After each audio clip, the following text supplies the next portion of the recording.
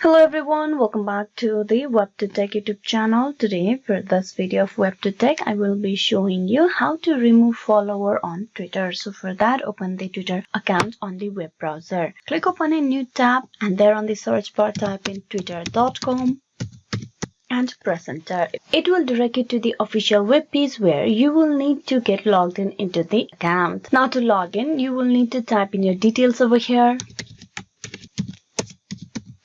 Then click on next. Now type in the password. Click on login. This will get you logged in into the account. Now once you have been logged in into your account, what you have to do is tap on the profile over here. Click that. And then you need to click on the followers list. Click open that. Once you're at the followers list on your Twitter, you tap on the dotted line beside here at the right side. Clicking on more, you will have all these options. And from there, you choose remove this follower. Click that.